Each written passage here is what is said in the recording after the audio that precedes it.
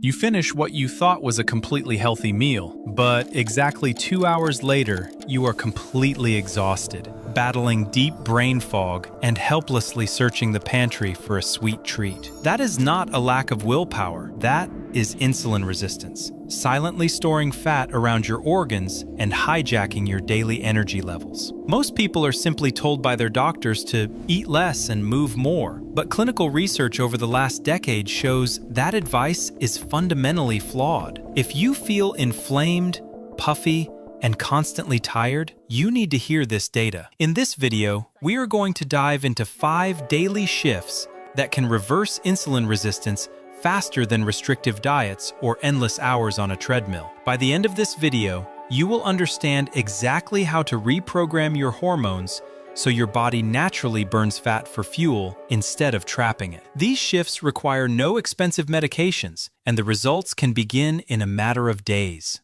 Method first, do this right after your biggest meal. Imagine finishing a heavy dinner. You feel understandably full, so you crash onto the couch to relax and watch your favorite television show. Inside your body, however, a massive wave of glucose is rapidly flooding your bloodstream from the food you just ate. To handle this influx, your pancreas pumps out a tidal wave of insulin. Think of insulin like a strict bouncer at a crowded nightclub. The glucose molecules are the guests trying to get in, and your muscle cells are the nightclub. When you have insulin resistance, the club is full, the doors are locked, and the bouncer will not let anyone else inside. So the glucose just wanders aimlessly around your bloodstream, creating inflammation and eventually getting stored directly as stubborn belly fat. But what if you didn't sit on the couch? What if you created a completely different physiological environment right after eating? Researchers at the University of Otago in New Zealand looked at exactly this phenomenon. They took individuals with blood sugar issues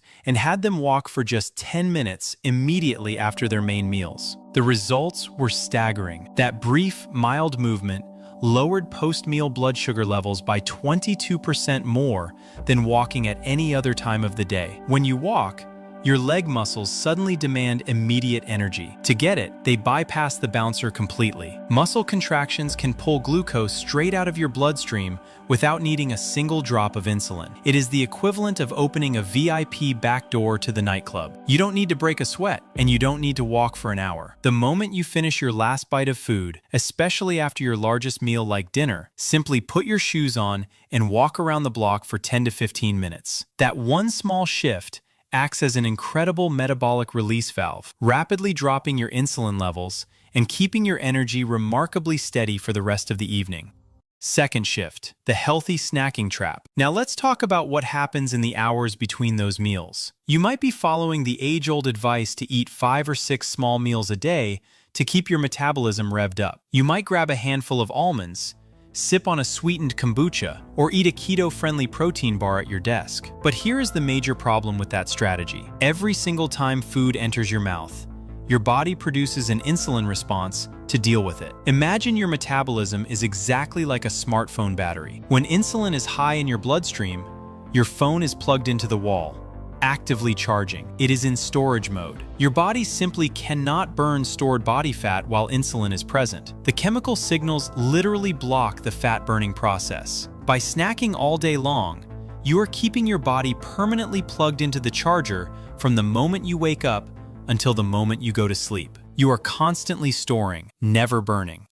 A fascinating clinical study published in the journal Cell Metabolism monitored people who ate for 15 hours a day, grazing constantly from morning to night. When researchers restricted their eating to just a 10-hour window without changing what they actually ate, the participants naturally lost weight, their deep sleep improved, and their blood sugar normalized. They achieved this just by stopping the constant low-level grazing. If you want to heal insulin resistance, your pancreas desperately needs a vacation. By eating 2 or 3 substantial, nutrient-dense meals a day and cutting out absolutely every single snack in between, you allow your insulin levels to return to a baseline flatline. Your body finally unplugs from the charger and is forced to tap into its stored body fat for energy. It takes a few days for your hunger hormones to adapt, but the sudden mental clarity and the rapid reduction in digestive bloating are usually the first incredible things people notice. Third method, eat the same food,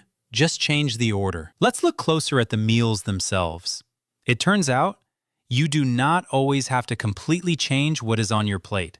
Sometimes, you just need to dramatically change the order you consume it in. Imagine you're about to pour a bucket of muddy water down a pristine white sink. If you just dump it straight in, it aggressively stains the porcelain. But if you lay down a thick, absorbent sponge over the drain first, the water trickles through slowly, and the sink stays perfectly clean. When it comes to your digestion, dietary fiber is that protective sponge. A groundbreaking clinical trial conducted at Weill Cornell Medical College took a group of patients and gave them the exact same meal on different days. It was a standard meal consisting of chicken, vegetables, and bread. On the first day, they ate the carbohydrate, the bread, first. On the second day, they were instructed to eat the vegetables and the protein first, explicitly saving the bread for last. The clinical results completely shocked the medical community. Just by changing the sequence of the food, fiber first, protein and fat second, and carbohydrates last, the patients experienced a massive 73% lower insulin spike. Let that sink in, 73% lower, just by rearranging the bites. By eating the fibrous vegetables first, you physically coat your stomach lining and small intestine, dramatically slowing down the breakdown of the carbohydrates that follow. The glucose drips into your system like a slow, steady 1V drip, instead of crashing down like a chaotic waterfall. So, tomorrow at dinner, eat your broccoli or side salad first. Then move on to your steak or chicken, and consciously save the potatoes or rice for the very end. You still get to enjoy the same meal, but your hormones will react in a completely different, infinitely healthier way. Fourth method, the 3-hour rule before bed. Once dinner is finally done, a biological clock starts ticking on another massive hormonal shift. A lot of people find themselves rummaging through the kitchen around 9 o'clock at night for a late-night snack to wind down. But eating after the sun goes down fundamentally conflicts with your evolutionary biology. Think of your body's organs as a large corporate office building. During the day, the digestive team is fully staffed, awake, and ready to safely process whatever energy you send down. But after sunset, when your brain starts releasing melatonin to prepare your body for sleep, the digestive team clocks out, turns off the lights, and goes home. Clinical data shows that melatonin actually signals your pancreas to drastically reduce its insulin production. If you eat a bowl of cereal or even a healthy piece of fruit late at night, your blood sugar skyrockets because there is very little insulin available to actively manage it. Furthermore, having high blood sugar and high insulin at night completely suppresses human growth hormone, or HGH. HGH is your body's premier anti-aging, tissue-repairing, and fat-burning hormone. It does its absolute best work while you are in deep REM sleep. But if your body is busy digesting food and battling a late-night insulin spike, your HGH production completely shuts down. Clinical research shows that late eaters have significantly higher markers of insulin resistance and a much harder time losing weight than early eaters, even if their total daily calories are absolutely identical. The physiological fix is remarkably straightforward. Strictly close your kitchen at least 3 hours before your head hits the pillow. If you go to sleep at 11 o'clock at night, no food crosses your lips after 8 o'clock. This gives your blood sugar adequate time to settle, allowing you to slip into deep, restorative sleep, where your body can finally repair damaged cells and burn fat effortlessly. Method 5. Empty your sugar stores in 20 seconds. Once you have mastered the timing and sequence of your daily food, there is one final, incredibly powerful metabolic lever you can pull. Most people falsely assume that reversing metabolic issues requires hours of boring jogging on a treadmill, but endless, moderate cardio can sometimes chronically elevate your stress hormone, cortisol, which can ironically trigger your liver to dump more sugar into your blood. Instead, the most clinically efficient way to drain your body's sugar reserves is through short, highly intense bursts of physical effort. Think of your muscles as a travel suitcase. When the suitcase is completely packed to the brim with clothes, or in this case, stored sugar called glycogen, you simply cannot fit anything else inside. When you eat a meal, the incoming glucose has nowhere to go, so it bounces back into the bloodstream, creating chronically high insulin. To empty that suitcase rapidly, you do not need a 2-hour workout. Researchers at McMaster University found that just brief bursts of all-out effort, sprinting, dramatically improve overall insulin sensitivity. During a sprint, your muscles aggressively consume their stored glycogen. Within just 20 seconds of maximum effort, you have effectively dumped the entire suitcase out on the bed. Now, the next time you eat, your muscles eagerly soak up the incoming glucose to replenish their empty stores, keeping your blood sugar perfectly stable and your insulin remarkably low. You do not even have to run outside to achieve this.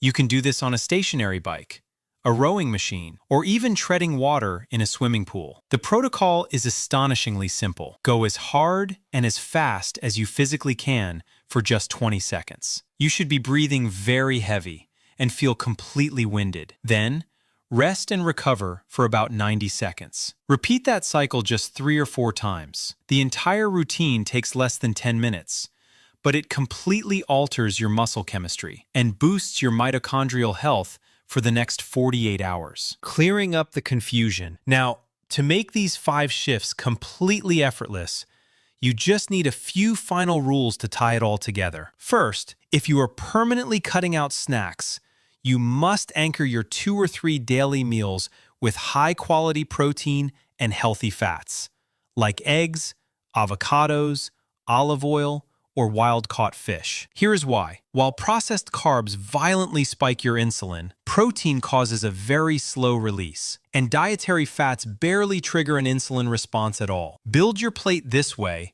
and your between-meal hunger simply vanishes. Second, rigorously protect your sleep window. Coffee has a chemical half-life of roughly 6 hours. Drinking it late keeps your nervous system agitated, actively blocking the deep sleep required to release your vital fat-burning hormones. Swap the late-day caffeine for chamomile or peppermint tea. And the best part about this protocol? It is entirely diet agnostic. Whether your protein comes from a grass-fed steak or a bowl of lentils, the physiological rules of food sequencing and meal timing uniformly apply to human biology. Finally, don't guess about your progress.